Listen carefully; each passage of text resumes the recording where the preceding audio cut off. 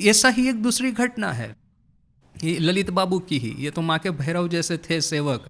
तो पागली मामी गई है अपने पिताजी के वहाँ पे, तो वो है पागली, उसके पिताजी भी पागल जैसे ही पता नहीं कैसे थे। तो ये पिताजी ने क्या किया कि पागली के जितने भी गहने हैं अपने पास में रख लिए।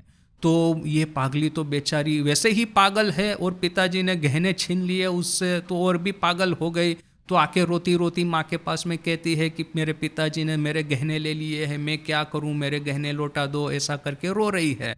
तो माँ भी बेचारी क्या करेगी। उस समय ये ललित बाबू थे, तो ललित बाबू ने, तो जैसे उनको पता चला कि माँ को कष्ट मिल रहा है इस तरह से, सीधे तैयार हो गए। वो पुलिस वाले का वो कपड़े पहन करके सीधा वो उस गांव में चले गए, वो जो ये पागली मामी का जो पिताजी जहाँ पे रहते थे उसको धमकाने के लिए।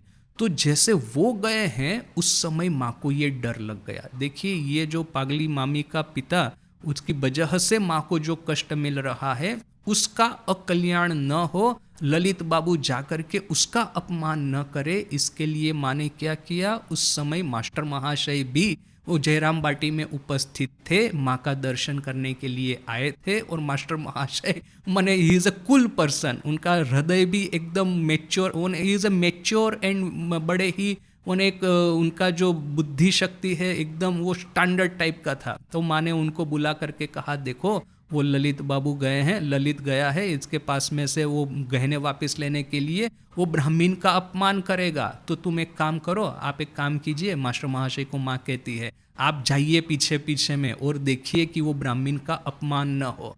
तो मास्टर महाशय इमीडिएटली एग्री हो गए और वो भी गए पीछे पीछे में। अभी यहाँ पे जिस सेवक महाराज ने ये कहानी लिखी है वो कहते हैं कि माँ को उस दिन रात को ये बात के डर से कि उस ब्राह्मण का कहीं अपमान न हो जाए, पूरी रात नींद नहीं आई थी। तो अभी देखिए कि जिसने माँ को इतना कष्ट दिया उसके प्रति माँ की इतनी ममता कैसे हो सकती है। किंतु बात ऐसी है कि देखिए कि दो बात है, एक तो ब्राह्मण लोगों का अपमान नहीं होना चाहिए, शास्त्र में जो लिखा है उसकी रक्षा करनी है। दूसरा कि ब्राह्मण अजानता माने इग्नोरेंस के माध्यम से भी कहीं माँ का कहीं अपमान न कर ले, माँ को कहीं कष्ट न पहुंचा दे, जिससे कि उसको नरक भुगतना होगा। तो वो उसको नरक न भुगतना पड़े बोल करके माँ खुद इतना कष्ट उठा रही है उस ब्राह्मण के लिए।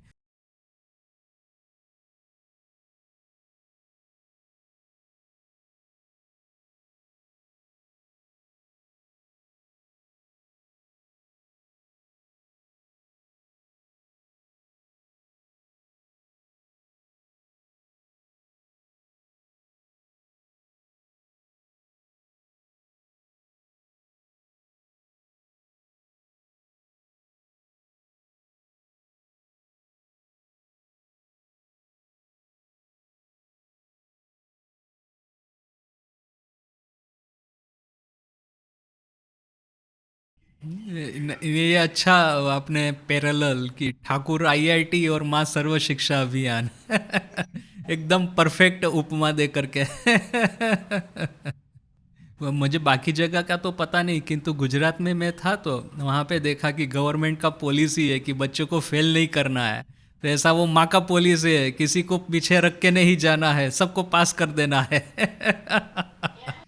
माँ ने वो गारंटी दे के कहा है ना कि ठाकुर के नाम की दीक्षा मिली है आपको, मंत्र मिला है, तो ठाकुर को स्वयं आखिरी समय आकर के आपको वो रामकृष्ण लोक में लेने को आना पड़ेगा। तो यहाँ तक गारंटी हमको मिली हुई है।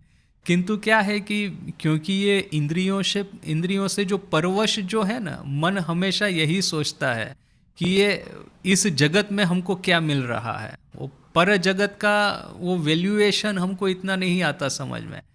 वैराग्य इसी को कहते हैं कि इस जगत के आकर्षण से, इस जगत के एस्पिरेशन से अन्य जगत को हम we aspire to the other world which is called real वैराग्य। तो क्या है कि ये साधना प्रारंभ हो गई है।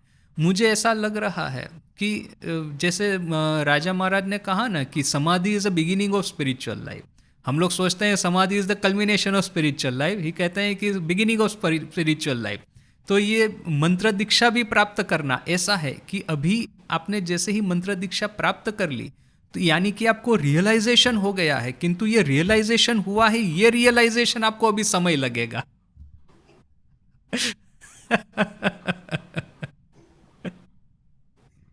मूवीज में आप देखते हैं ना, दो तरह के श्रीमंत दिखते हैं। एक तो गर्भ श्रीमंत है, पिताजी के पैसे इनहेरिट किए, बचपन से ही पता है मैं धनी हूँ, उसका एक घमंड जैसा रहेगा। दूसरा है कि मेहनत करके वो पैसा कमाया है, वो बड़े होने तक, माने बूढ़ा होने तक वो सामान्य कपड़े पहनेगा, सामान्य खाना खाएगा, बस में फिरेगा। ऐसी कितनी घटनाएं हैं, वो नारायण मूर्ति, सुधा मूर्ति वगैरह।